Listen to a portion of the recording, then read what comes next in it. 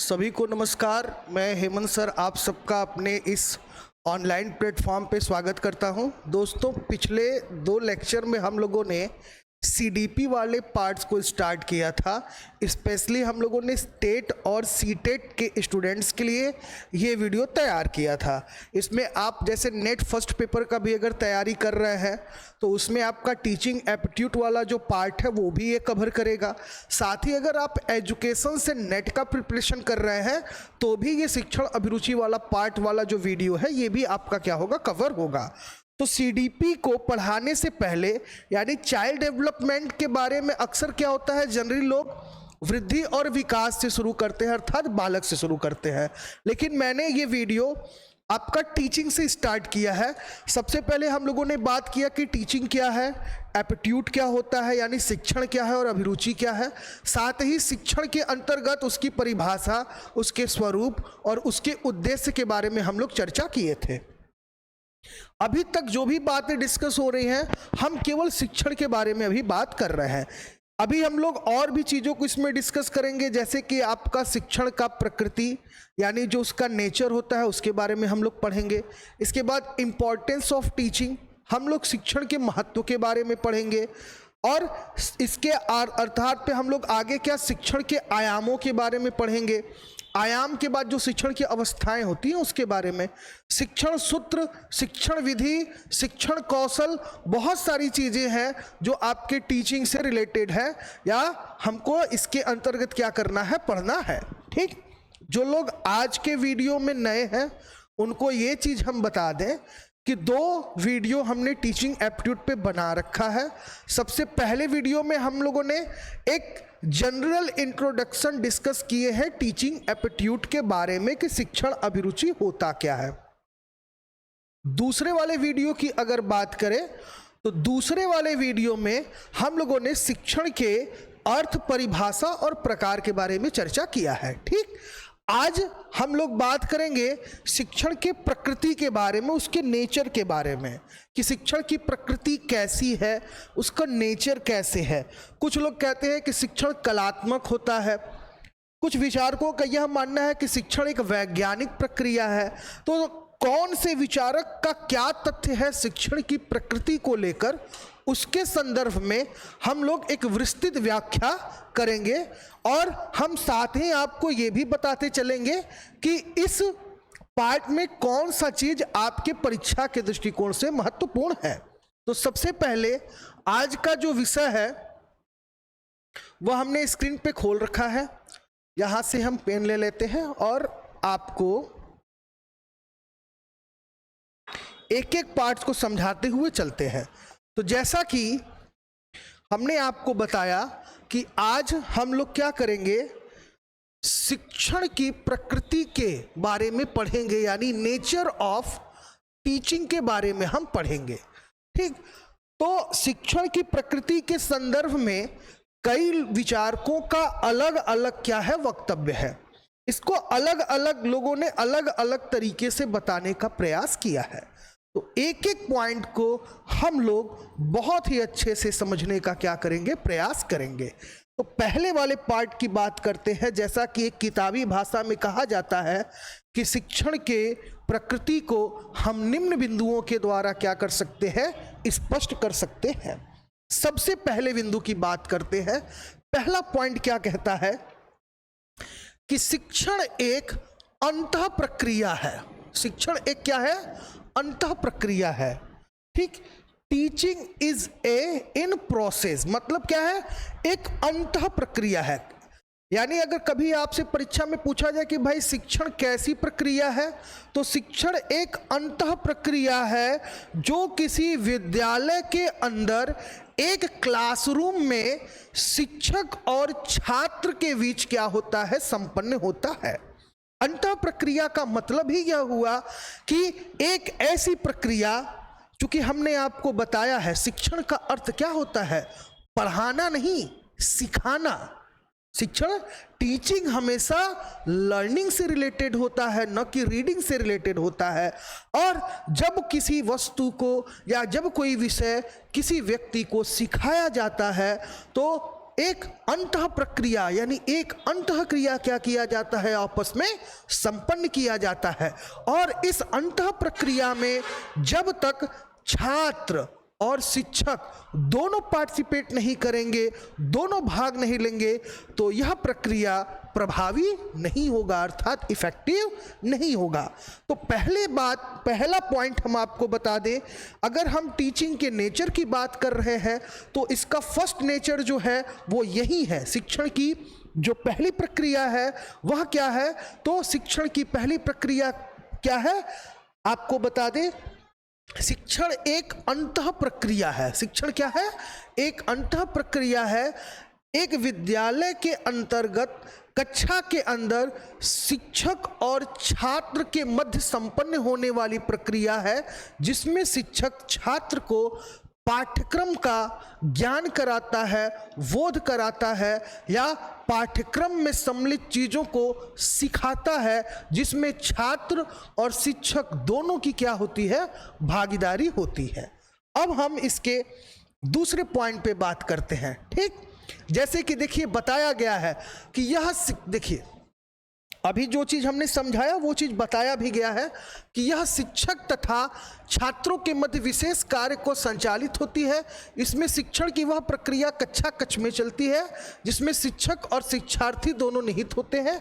यदि शिक्षक करो व्याख्यान देता रहे और शिक्षार्थी निष्क्रिय श्रोता बना रहे तो अंतः क्रिया संभव नहीं होगा। यही चीज़ हम आपको बता रहे थे कि दोनों की भागीदारी बराबर होना बहुत ही आवश्यक है।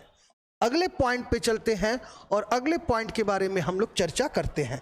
यहाँ पर बताया गया कि शिक्षण कला तथा विज्ञान दोनों ही है, यानी teaching is a science and arts. यहाँ पे बात किया जा रहा है कि भाई शिक्षक क्या है, शिक्षण एक विज्ञान भी है। विज्ञान क्यों है, क्योंकि शिक्षण में मापन होता है, मूल्यांकन होता है, क्रमबद्धता होती है और इसके साथ साथ क्या होता है, प्रयोग और परीक्षण होता है।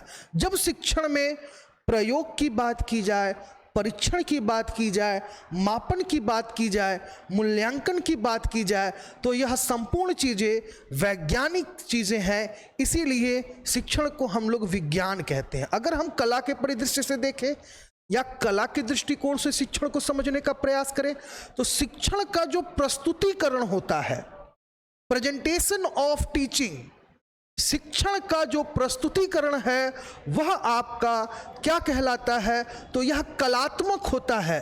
विधियों का प्रयोग करना, टीचिंग मेथड को यूज करना, यह साइंटिफिक नहीं होता है बल्कि कलात्मक होता है।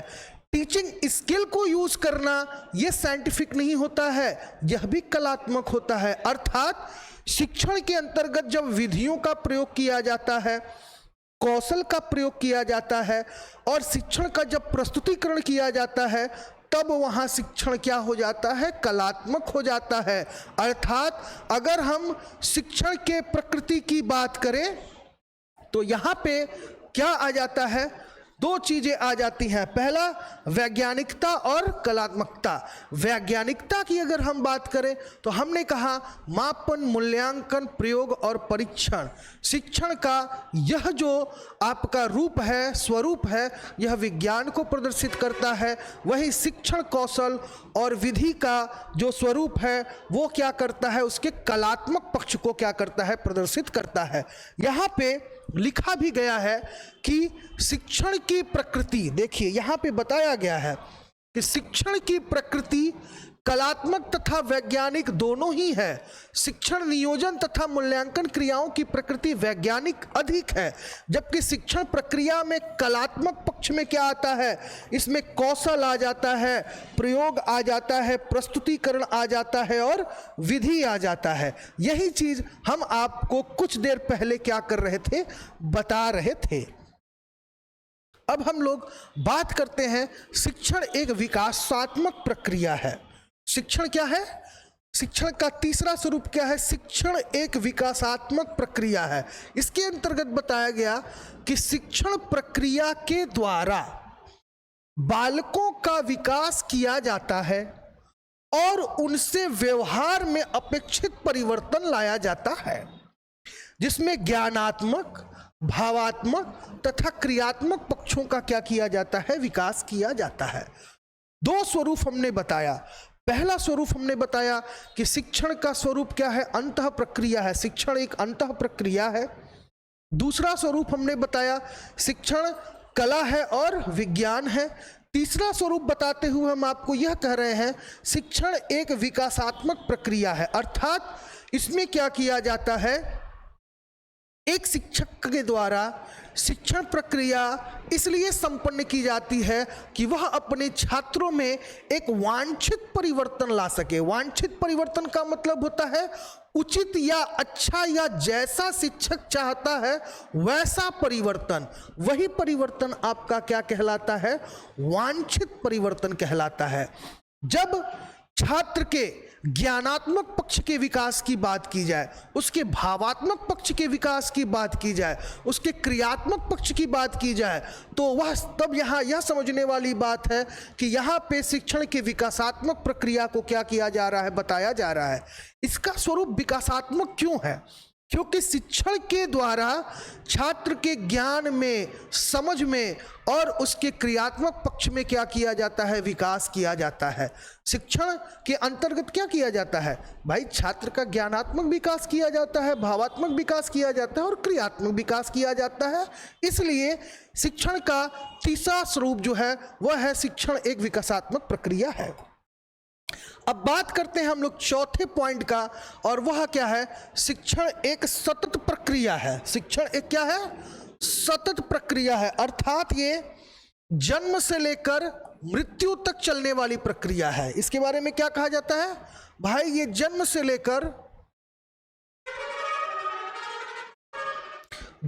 लेकर मृत्यु तक चलने वाली प्रक्रिया है। यहां पे देखिए बताया गया है शिक्षण एक सतत प्रक्रिया है। शिक्षण निरंतर चलने वाली ऐसी प्रक्रिया है जो शिक्षण अधिगम उद्देश्य की संप्राप्ति तक चलती है, अर्थात इसके तीन पक्ष होते हैं, क्रिया, शिक्षण एवं मूल्यांकन। कहने का अभिप्राय यह है कि शिक्षण जन्म से लेकर मृत्यु तक चलने वाली प्रक्रिया है। मनुष्य जन्म से लेकर मृत्यु तक कुछ न कुछ सीखता ही है, ठीक। कभी वो फॉर्मल यानी औपचारिक रूप से सीखता है, कभी अनौपचारिक रूप से सीखता है, कभी निरौपचारिक रूप से सीखता है, ना कुछ तो उसके अनुभव में ही कुछ न कुछ विकास होता रहता है। यानी शिक्षण के अंतर्गत क्या किया जाता है, क्रिया किया जाता है, शिक्षण किया जाता है और मूल्यांकन किया जाता है। आगे चलते हैं और इसके पांचवें स्वरूप के बारे में हम लोग क्या करते हैं, बात करते हैं। इसका पांचवा स्वरूप क्या है, पांचवा स्वरूप कह रहा है कि शिक्षण एक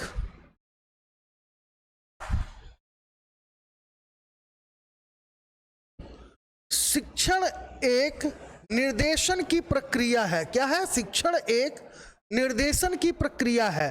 तो इसमें क्या किया जाता है, शिक्षण में छात्रों की योग्यताओं के अनुसार उनके विकास का प्रयास किया जाता है, इस प्रकार लक्ष्य निर्देशित होता है।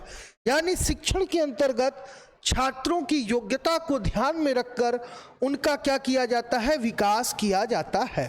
अब हम आगे चलते हैं और यहाँ पे जैसे हमने आपको बताया कि शिक्षण एक त्रिध्रुवीय प्रक्रिया है। क्या है, शिक्षण एक त्रिध्रुवीय प्रक्रिया है।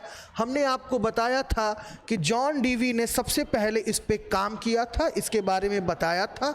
साथ ही हमने ब्लूम को भी बताया था और रायसन के बारे में भी बताया था कि इन तीनों ने शिक्षण के त्रिध्रुवीय प्रक्रिया के संदर्भ में क्या किया है, बल दिया है। इन्होंने कहा ब्लूम के अनुसार शिक्षण के तीन पक्ष हैं। पहला क्या है, शिक्षण का उद्देश्य, teaching objective. Teaching objective is the most important part of teaching. Teaching करने से पहले उद्देश्यों का निर्धारण करना बहुत ही आवश्यक होता है। बिना उद्देश्य निर्धारित किए हुए हम अपने शिक्षण को प्रभावी अर्थात इफेक्टिव नहीं बना सकते। दूसरी बात की जाए तो वो है सीखने के अनुभव, यानी क्या किया जाए, छात्रों को सीखने का अनुभव प्रदान किया जाए उनके प्रीवियस नॉलेज के अकॉर्डिंग। ठीक, यानी जो भी चीजें पूर्व ज्ञान के आधार पर उनके नए चीजों का क्या कराया जाए, ज्ञान कराया जाए। साथ ही उनके व्यवहार में परिवर्तन। शिक्षण का सबसे उत्तम जो परिभाषा है, अगर कहा जाए शिक्षण इफेक्टिव कब होता है। कई बार ये बात आता है कि भाई प्रभावी शिक्षण का स्वरूप क्या है, या शिक्षण प्रभावी कब होता है। तो शिक्षण प्रभावी तब होता है जब छात्र के व्यवहार में परिवर्तन होता है। जब तक छात्र के व्यवहार में परिवर्तन परिलक्षित ना हो, प्रदर्शित ना हो, तब तक शिक्षण क्या होता है, प्रभावी नहीं होता है। चलिए आगे चलते हैं और आगे हम लोग इस चीज का क्या करते हैं, चर्चा करते हैं। अब यहां पे दिया है शिक्षण एक स्वोद्देश्य प्रक्रिया है। क्रियाएं किन्हीं विशिष्ट उद्देश्यों की प्राप्ति के लिए की जाती है, उनके लिए उसी प्रकार का नियोजन प्रक्रिया स्वरूप है। फिर बताया गया शिक्षण एक सामाजिक और व्यवसायिक प्रक्रिया है। शिक्षण का मापन किया जाता है। शिक्षण एक विज्ञान है, लास्ट में बताया गया, इसके बारे में हमने आपको बता ही दिया है। शिक्षण एक औपचारिक तथा अनौपचारिक कार्यक्रम है, इसके बारे में भी हम आपको बता चुके हैं। अब हम लोग बात करेंगे शिक्षण के कार्य के रूप में। तो पहले तो हमने आपको बता दिया कि शिक्षण औपचारिक और अनौपचारिक क्यों होता है। तो शिक्षण औपचारिक अनौपचारिक क्यों होता है और कब होता है। औपचारिक तब होता है जब किसी विद्यालय में या किसी कक्षा में एक निश्चित स्थान पर, एक निश्चित समय में, एक निश्चित पाठ्यक्रम का अध्ययन जब किसी छात्र को कराया जाता है, जिसका समय समय पर प्रयोग और परीक्षण किया जाता है, तो इस प्रकार का जो शिक्षण होता है उसे हम लोग कहते हैं फॉर्मल टीचिंग, यानी यह औपचारिक शिक्षण होता है। जब छात्र अपने समूह से, आसपास से, पड़ोस से, दोस्तों से इन चीज़ों को सीखता है तो इसे हम लोग कहते हैं इनफॉर्मल टीचिंग, यानी अनौपचारिक शिक्षण। तो ये शिक्षण के अलग अलग स्वरूप हैं, आप इसको अच्छे से सुन लीजिए और समझ लीजिए। अब हम बात करेंगे शिक्षण के कार्य के बारे में, यानी हम लोग फंक्शन ऑफ टीचिंग के बारे में बात करेंगे। आगे क्या है हमारा, फंक्शन ऑफ टीचिंग। हम फंक्शन ऑफ टीचिंग के बारे में अब क्या करेंगे, चर्चा करेंगे। एक एक बिंदुओं पर हम लोग चर्चा करेंगे। फंक्शन ऑफ टीचिंग है क्या। तो पहला है भाई, कक्षा को संगठित तथा व्यवस्थित रूप प्रदान करना। यानी एक शिक्षक को क्या करना चाहिए, उसकी जो कक्षा है, उसका जो क्लासरूम है, उसको एक व्यवस्थित ढांचा, एक व्यवस्थित स्वरूप प्रदान करे और इसके साथ साथ एक संगठित स्वरूप प्रदान करना चाहिए। यह शिक्षण का कार्य है। दूसरा है अधिगम, यानी सीखने की परिस्थितियों का निर्माण करना, यानी छात्र के लिए अलग अलग परिस्थितियों का निर्माण करिए ताकि वो किसी पाठ्यक्रम को, किसी विषय को या किसी विषय वस्तु को सीखने के लिए क्या हो जाए, अभिप्रेरित हो जाए, अर्थात मोटिवेट हो जाए। बात करते हैं तीसरे बिंदु का, विषय वस्तु तथा कार्य का विश्लेषण करना। यानी जब शिक्षण का एक महत्वपूर्ण कार्य यह भी है, जब आप अपने विषय को छात्र को पढ़ा रहे हैं तो आपको क्या करना है, विषय वस्तु का था कार्य विश्लेषण करना है। साथ ही सीखने के लिए विद्यार्थी को प्रेरित करना, ये तो हमने बताया ही। छात्रों की व्यक्तिगत विभिन्नताओं की जानकारी प्रदान करना, क्योंकि देखिए हर व्यक्ति के अंतर्गत, हर व्यक्ति की जो अभिरुचि होती है वो अलग अलग होती है। क्या होता है, अलग अलग होता है। हर व्यक्ति का जो सोच है वो अलग है, हर व्यक्ति के समझने की जो क्षमता है वो अलग अलग है। तो एक शिक्षक को जब अपनी कक्षा में अपने शैक्षणिक उद्देश्यों की प्राप्ति हेतु शिक्षण प्रक्रिया को संपन्न किया जाए तो उस दौरान उस शिक्षक को क्या करना चाहिए, छात्रों के व्यक्तिगत विभिन्नताओं को ध्यान देना चाहिए। व्यक्तिगत विभिन्नता का मतलब क्या है भाई, कुछ छात्र ऐसे हो सकते हैं जो कि मानसिक रूप से उतना विकसित ना हो जितने अन्य छात्र विकसित हैं। कुछ छात्र ऐसे हो सकते हैं जिन्हें किसी प्रकार का फिजिकली प्रॉब्लम है। मान लीजिए एक छात्र आपके क्लास में ऐसा है कि आप ब्लैक बोर्ड पर कोई चीज़ लिख रहे हैं और वह पीछे से बार बार क्या कर रहा है, उसको ऐसे आंखें मीज मीज के देख रहा है या उचक उचक के देख रहा है, तो इसका मतलब आपको यह समझ लेना चाहिए कि उस छात्र को ब्लैक बोर्ड पर देखने में किसी न किसी प्रकार की कोई दिक्कत हो रही है। एक शिक्षक जब कोई चीज बोलकर किसी छात्र को लिखवा रहा है और किसी छात्र के द्वारा बार बार उसके बोले हुए चीज़ों को दोहराया जा रहा है या पूछा जा रहा है, तो ऐसी परिस्थिति में यह हो सकता है कि उस छात्र को सुनने में दिक्कत हो रहा हो। इसी के साथ कुछ ऐसे छात्र होंगे जिनको कुछ चीज़ समझने में भी दिक्कत होगा, इसीलिए शिक्षक को अपना शिक्षण प्रक्रिया छात्र के व्यक्तिगत विभिन्नताओं को ध्यान में रखकर क्या करना चाहिए, प्रदान करना चाहिए। साथ ही आपका छठवां वाला पॉइंट है, अब बच्चों को सामान्य से सृजनात्मक प्रणाली के रूप में विकसित करना चाहिए। यानी हमें क्या करना चाहिए, उनको सामान्य बालक से हमको क्रिएटिव बालक बनाना चाहिए। वो नए नए एक्टिविटीज़ करें, नई नई चीज़ों को करें, ताकि वो नए नए चीज़ों का क्या कर सके, खोज कर सके या नई चीज़ों को सीख सके। साथ ही छात्रों के अधिगम की समस्याओं का निदान करना। फिर है छात्रों के प्रारंभिक व्यवहार को समझना, यानी जो छात्रों का प्रारंभिक व्यवहार है उस व्यवहार को कैसे समझा जाए, यह भी शिक्षक के लिए बहुत ही आवश्यक है। अब हम बात करते हैं अभिवृद्धि, विश्वास, संप्रत्यय एवं समस्याओं को स्पष्ट करना। यानी जितने भी आपके संप्रत्यय हैं, छोटे छोटे एलिमेंट्स हैं, वह छात्रों के क्या हो, समझ में आने चाहिए। शिक्षा का 10वां कार्य है छात्रों के अंतिम व्यवहार की जांच करने के लिए मूल्यांकन करना।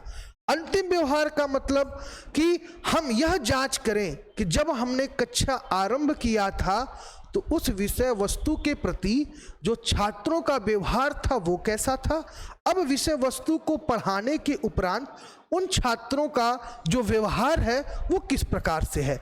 इन दोनों ही चीज़ों को आपको क्या करना है, वॉच करना है, तभी आपका शिक्षण क्या होगा, प्रभावी होगा। 11वां पॉइंट कर रहा है पाठ्यक्रम सामग्री तैयार करना। भाई लेसन प्लान तो बहुत जरूरी है। आप पढ़ाने से पहले एक क्या करिए, लेसन प्लान की प्लानिंग करिए, तभी आपका शिक्षण क्या होगा, प्रभावी होगा। लेसन प्लान का मतलब आप अपने टॉपिक को लिखिए और उस टॉपिक को आप छात्र के उसके सामान्य उद्देश्य लिखिए, उसके विशिष्ट उद्देश्य लिखिए। उस टॉपिक से स्टूडेंट को आप कैसे इंट्रोड्यूस कराएंगे, यह भी आप तरीका ये प्लान कीजिए। आप उसको कैसे रिप्रेजेंट करेंगे, कैसे बताएंगे, कैसे प्रदर्शित करेंगे, यह भी क्या है, बहुत ही ज़रूरी है। ठीक, तो यह संपूर्ण चीज़ें आपका शिक्षण के कार्य के अंतर्गत आ जाता है। चलिए आगे चलते हैं और आगे हम लोग शिक्षण की विशेषताओं के बारे में बात करते हैं, यानी कैरेक्टराइज ऑफ टीचिंग के बारे में हम क्या करते हैं, बात करते हैं कि शिक्षण की विशेषताएं कौन कौन सी हैं। एक एक बिंदुओं पर हम लोग चर्चा करेंगे। पहला बिंदु यह कहता है कि शिक्षण एक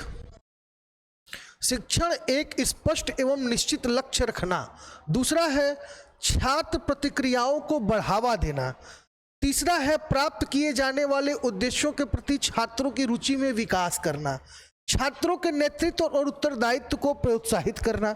साथ ही कार्य को छात्रों की क्षमता एवं वातावरण के लिए अनुकूल बनाना। यह इसकी 5 विशेषताएं पहले मैं आपको सीक्वेंस में बताता हूं। पहला पॉइंट क्या है, शिक्षण का स्पष्ट एवं निश्चित लक्ष्य रखना। यानी शिक्षण प्रारंभ करने से पहले आपको एक निश्चित लक्ष्य रखना बहुत ही आवश्यक है कि आप आज अपने छात्रों को क्या पढ़ा देंगे।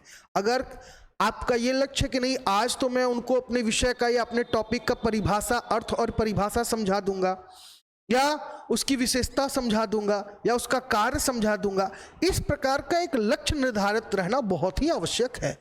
साथ ही छात्र प्रतिक्रियाओं को बढ़ावा देना, यानी जो छात्र प्रतिक्रिया कर रहा है, प्रश्न कर रहा है, समझने में उसको दिक्कत हो रही है, बार बार पूछ रहा है, तो ऐसे छात्रों को अभिप्रेरित करिए कि वो और प्रश्न करें, विषय से संबंधित और प्रश्न करें, ताकि और नई नई चीजें आप छात्रों को बता सकें। प्राप्त किए जाने वाले उद्देश्यों के प्रति छात्रों में रुचि विकास करना। कहने का अभिप्राय है आप छात्रों के अंतर्गत कौन से उद्देश्य आप प्राप्त करना चाहते हैं।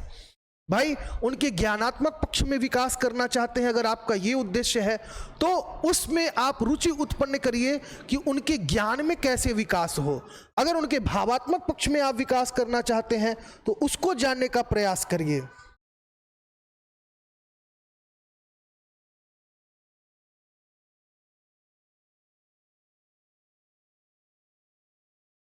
ठीक, तो ये सारी चीजें आपका इसके अंतर्गत क्या होना चाहिए। चलिए आगे चलते हैं और आगे चीजों को हम लोग क्या करते हैं, चर्चा करते हैं। छठे पॉइंट पे आते हैं, छात्रों के ध्यान को केंद्रित करना, पूर्व ज्ञान के आधार पर नवीन ज्ञान प्रदान करना, त्रुटियों को निर्धारित करना और उन्हें ठीक करना, साथ ही छात्रों की प्रगति का मापन एवं मूल्यांकन करना, परीक्षा के परिणाम से छात्रों को अवगत कराना और शिक्षक का ईमानदार होना।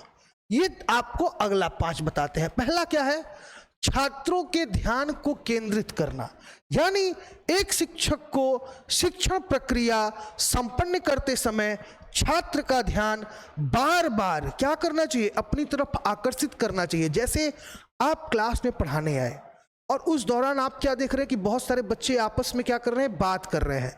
अब आपकी बातों को वो सुन नहीं रहे हैं, तो ऐसी परिस्थिति में शिक्षक को कुछ देर तक मौन हो जाना चाहिए। अगर मौन हो जाएगा, जैसे ही चुप होगा, क्लास में शिक्षक पढ़ाते पढ़ाते थोड़ी देर तक चुप होगा तो सारे छात्रों का ध्यान क्या होगा, उसकी तरफ आकर्षित हो जाएगा। ठीक, या बीच बीच में कहिए कि सभी लोग ध्यान दीजिए, या किसी को बीच में खड़ा करके किसी से कोई प्रश्न पूछ दीजिए। तो इस तरह की एक्टिविटी अगर आप करते हैं तो छात्र का ध्यान आपकी तरफ आकर्षित होता है। साथ ही पूर्व ज्ञान के आधार पर नवीन ज्ञान प्राप्त करना, छात्र कौन कौन सी बातों को पहले से जानता है। संज्ञा पढ़ा रहे हैं तो भाई संज्ञा के बारे में वो क्या जानता है, सर्वनाम पढ़ा रहे हैं तो जांचिए पहले वो सर्वनाम के बारे में क्या जानता है, इतिहास पढ़ा रहे हैं तो पहले उससे पूछिए कि भाई क्या होता है इतिहास, तुम्हारे हिसाब से इतिहास क्या है, तुम्हारे हिसाब से विज्ञान क्या है। पहले छात्र से क्या करिए, उस चीज को जानने का प्रयास करिए, तभी उसके प्रीवियस नॉलेज के बारे में हमें जानकारी मिल पाएगी। अब प्रीवियस नॉलेज जब हमको जांच लेते हैं तो हम क्या करेंगे, एक नई चीज को बताएंगे। कई बार लोग कहते हैं सर ये कैसे होगा, बहुत सिंपल है। आप मान लीजिए किसी क्लास 8 के विद्यार्थी को आप राष्ट्रीय ध्वज पढ़ाने गए, या क्लास 5 के विद्यार्थी को आपने राष्ट्रीय ध्वज अगर आप पढ़ाने गए, ठीक, तो अगर आप राष्ट्रीय ध्वज पढ़ाने गए तो आपने क्या किया, झंडा निकाला, भाई कह दिया किसी बच्चे से कि बताओ ये क्या है, सभी बच्चे कह देंगे तिरंगा है। अब पूछ दो भाई तिरंगे में कितने रंग हैं, सब बता देंगे कि ऊपर केसरिया है, बीच में सफेद है, नीचे हरा है। बीच में पूछोगे बता देंगे सब के सब चक्र है। लेकिन अगर आप इतना तो सभी बच्चे बता देंगे क्योंकि उनको प्रीवियस नॉलेज है। लेकिन जैसे ही आप ये प्रश्न पूछेंगे कि केसरिया रंग किसको प्रदर्शित करता है, सफेद रंग किसको प्रदर्शित करता है, हरा रंग किसको प्रदर्शित करता है, ये 24 तीलियां किसका प्रतीक है, तो जब इस प्रकार की डिफिकल्टी लेवल को आप बढ़ाएंगे तो वहां पे छात्र रुकेंगे। उन चीजों को बताने में कुछ छात्रों को परेशानी होगी, तब हम क्या करेंगे, एक नया ज्ञान उनके समक्ष प्रस्तुत करेंगे। ठीक, तो ऐसे ही हमें उनके प्रीवियस ज्ञान को, प्रीवियस नॉलेज को चेक करके तब हमें चीजों को बताना है। आगे चलते हैं, त्रुटियों को निर्धारित करना, उन्हें ठीक करना, छात्रों की प्रगति का मापन और मूल्यांकन करना, परीक्षा के परिणाम से छात्रों को अवगत कराना कि भाई आपने कैसा नंबर लाया, शिक्षक का ईमानदार होना, ये बड़ा महत्वपूर्ण है। तो ये सब क्या था, विशेषताएं थी। अब क्या करते हैं हम लोग, कंपोनेंट्स और वेरिएबल्स ऑफ टीचिंग पढ़ते हैं हम लोग। यानी हम लोग बात करेंगे कंपोनेंट्स के बारे में, बात करेंगे कि कौन कौन से कंपोनेंट्स आपके टीचिंग के हैं। तो यहां पे क्या है, शिक्षा एक त्रिमुखी प्रक्रिया है जिसमें शिक्षक और शिक्षार्थी ये सारी चीजें होती हैं। जैसे कि कंपोनेंट्स की अगर बात करें तो पहला जान लीजिए, इसमें पहला कंपोनेंट जो होता है उसको कहते हैं इंडिपेंडेंस वेरिएबल्स। इंडिपेंडेबल हम लोग कंपोनेंट्स ऑफ टीचिंग पढ़ रहे हैं, तो कंपोनेंट्स ऑफ टीचिंग के अंतर्गत सबसे पहले आता है वो होता है स्वतंत्र चर, दूसरा होता है आश्रित चर। तो पहले स्वतंत्र चर और आश्रित चर को हम लोग क्या करते हैं, समझ लेते हैं। स्वतंत्र चर की अगर बात करें तो स्वतंत्र चर के अंतर्गत शिक्षक आता है और यह अधिगम अनुभव प्रदान करने के लिए क्या करता है, विभिन्न कार्य करता है। भाई अगर एक क्लास की बात करें, क्लास में एक शिक्षक क्या कर रहा है, आपको पढ़ा रहा है, अपने टीचिंग प्रोसेस को कंप्लीट कर रहा है, तो उसमें क्या होता है आपको बता दें कि एक शिक्षक जो है वो स्वतंत्र होता है कि क्या करने के लिए, आपको सिखाने के लिए, आपको नई नई बातें बताने के लिए वह क्या होता है, पूरी तरीके से स्वतंत्र होता है। विभिन्न क्रिया करने के लिए आपको क्या करता है, अभिप्रेरित करता है। तो मैं आपको बता दूं कि स्वतंत्र चर के रूप में शिक्षक को, यानी आपको शिक्षक को सम्मिलित किया जाता है। अब आप पे आश्रित कौन होता है, डिपेंड कौन होता है, तो स्टूडेंट होते हैं भाई। कौन होता है, आश्रित चर की बात करें, डिपेंड की बात करें, तो शिक्षण प्रक्रिया में नियोजन व्यवस्था व प्रस्तुतिकरण के अनुसार कार्य करना पड़ता है। यह क्या है, एक आश्रित चर है। जैसे शिक्षण के कंपोनेंट्स की बात कर रहे हैं तो स्वतंत्र रूप से कार्य करने वाला व्यक्ति कौन है, शिक्षक है। अब शिक्षक क्या है, कुछ चीजों पर आश्रित रहता है। किस पे आश्रित रहेगा, अपने प्रस्तुतिकरण पर, विधियों पर, कौशल पर, उद्देश्यों पर आश्रित रहता है। ठीक, अब हम लोग बात करेंगे, लास्ट में आपका आता है स्वतंत्र चर हो गया, आश्रित चर हो गया। अब आया आपका हस्तक्षेप चर। ये क्या होता है, इसके बारे में हम लोग क्या कर लेते हैं, चर्चा कर लेते हैं।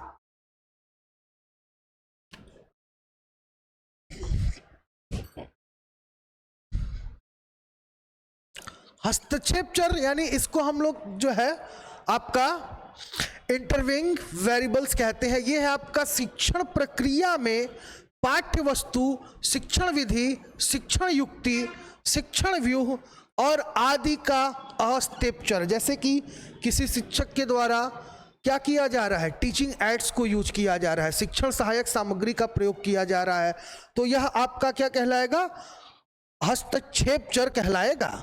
तो ये आपके शिक्षण के क्या थे, कंपोनेंट्स थे। अब आपको बता दें शिक्षण घटकों के कार्य क्या होते हैं, यानी फंक्शन ऑफ टीचिंग कंपोनेंट्स।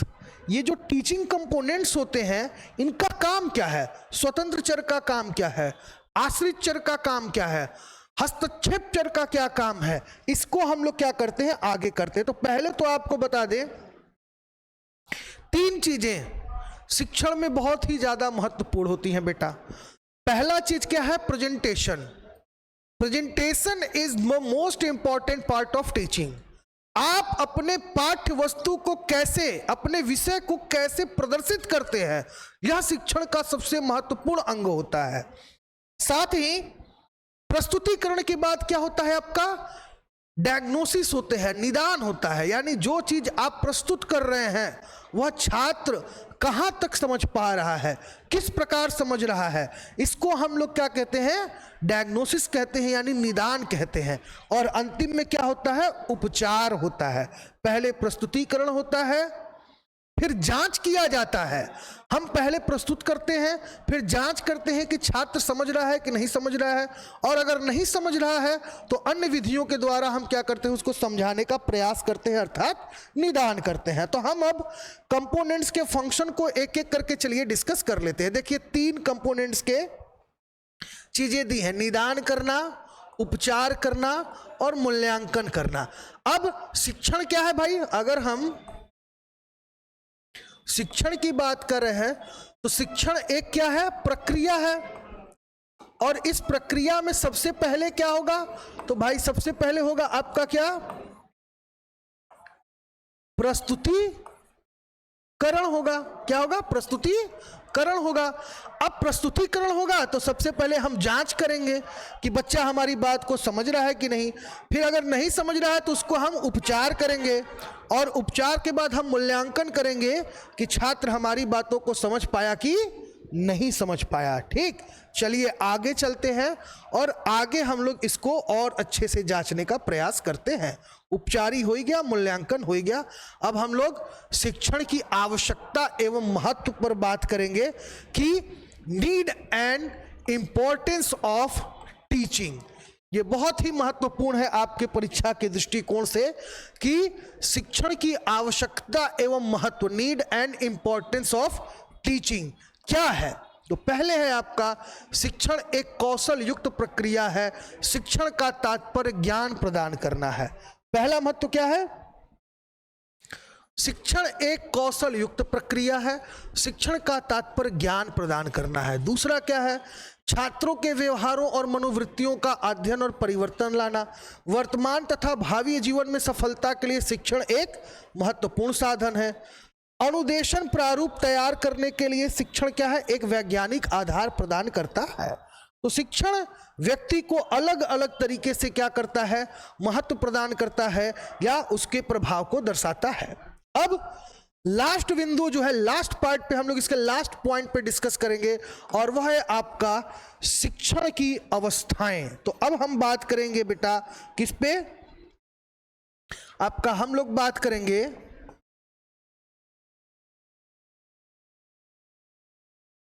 शिक्षण की अवस्था पर। इसको कहा जाता है phase of education, phase of teaching कहा जाता है। तो अगला टॉपिक, अगला पार्ट हम लोग का शिक्षण की अवस्था। शिक्षण की अवस्थाएं 3 होती हैं। कितनी होती हैं? फेज ऑफ टीचिंग की बात करें तो शिक्षण की 3 अवस्थाएं होती हैं। पहली अवस्था जो होती है उसको हम लोग कहते हैं आपका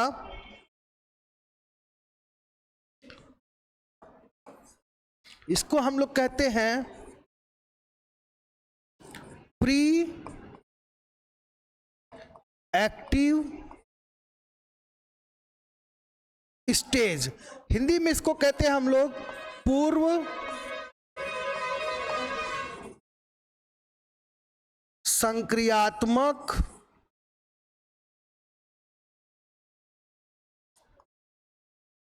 अवस्था। क्या कहते हैं हम लोग इसको? ए में कहते हैं प्री एक्टिव स्टेज, यानी इसका मतलब होता है क्या? प्री एक्टिव स्टेज जिसको कहा जाता है पूर्व संक्रियात्मक अवस्था। शिक्षण की सबसे पहली अवस्था जो है उसको हम लोग पूर्व संक्रियात्मक अवस्था कहते हैं। दूसरे की बात करें तो इसको कहा जाता है आपका इन एक्टिव स्टेज। इन एक्टिव स्टेज के अंतर्गत इसको कहा जाता है आपका अंतः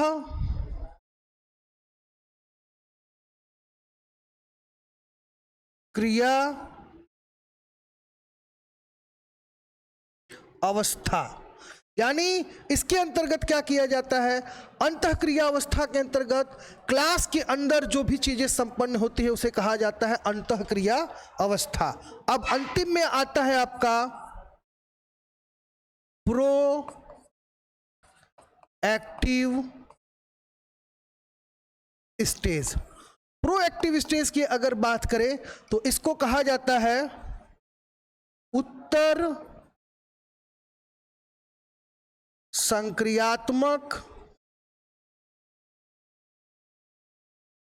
अवस्था। तो ये 3 अवस्थाएं हैं शिक्षण की, फेज ऑफ। इसी में पूरा शिक्षण है, पूरा टीचिंग का प्रोसेस बस इसी 3 फेज में क्या होता है? कंप्लीट होता है। पहला जो है आपका पूर्व संक्रियात्मक, अंतःक्रियात्मक और उत्तर क्रियात्मक। इस पे हम एक शॉर्ट वीडियो बनाएंगे। आप केवल इतना जान लीजिए कि शिक्षण की 3 अवस्थाएं होती हैं। तो आज हम लोग इन सारी चीज़ों पे डिस्कस किए। आप हमारे पढ़ा चैनल को सब्सक्राइब कर लीजिए, इसे बेटा लाइक करिए, शेयर करिए, ठीक है, ताकि ज़्यादा से ज़्यादा लोग आपका यहाँ से तैयारी कर सके। तब तक के लिए धन्यवाद। जय हिंद, जय भारत।